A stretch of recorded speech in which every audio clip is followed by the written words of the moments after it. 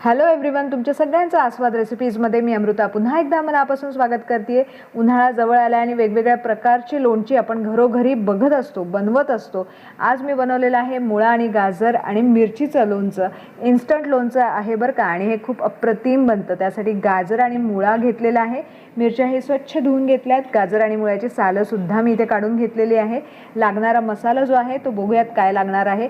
एक चमचाभर मी अख्खे धणे घेतलेले आहेत आणि चमचाभर जिरं सुद्धा घ्यायचं आहे। अर्धा चमचा इथे मी कलोंजी घेतलेली आहे आणि एक चमचा आपण बडीशेपचा वापर करणार आहोत। हे चारही साहित्य जे आहे ते आपल्याला भाजून घ्यायचं आहे। त्यामुळे मी इथे गॅसवरती एक छोटूसा पॅन ठेवलेला आहे, त्यामध्ये सगळं साहित्य घेऊयात।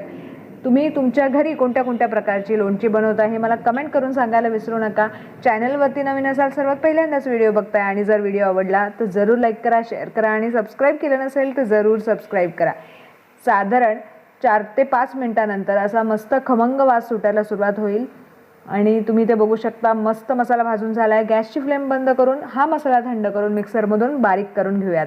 मुळा, गाजर आणि मिरची मी अशा पद्धतीने उभी उभी चिरून घेतलेली आहे आणि यामध्ये आपल्याला मसाला घालून घ्यायचा आहे। अप्रतिम चवीचं हे लोणचं बनतं, नक्की करून बघा ही रेसिपी।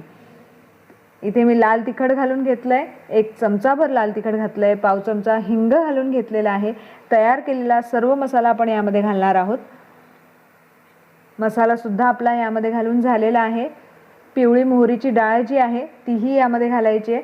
साधारण आपण इथे 2 चमचे पिवळी मोहरीची डाळ घातलेली आहे। चवीनुसार मीठ यामध्ये घालून घेऊयात। मीठ लोणच्यामध्ये सहसा जास्तच असतं, त्यामुळे मी इथे 1 मोठा चमचा मीठ घातलेला आहे। 2 मोठ्या लिंबांचा रस यामध्ये घालून घ्यायचं। सगळं साहित्य आहे ते खालपर्यंत छानपैकी मिक्स करून घ्यायचं आहे आणि कडकडीत 1 वाटी तेल यामध्ये घालायचं आहे। तुम्ही तेल घरामध्ये जे पण वापरता ते घातलं तरीही चालेल किंवा स्पेशल मोहरीचं तेल घातलं तरी चालेल। सगळं साहित्य छानपैकी आपण मिक्स करून घेऊयात आणि काही मिनिटातच आपलं हे इन्स्टंटवालं मुळ्याचं, गाजराचं आणि मिरचीचं लोणचं तयार होणार आहे। बघूनच तोंडाला पाणी सुटलंय, तुम्ही नक्की बनवून बघा ही रेसिपी।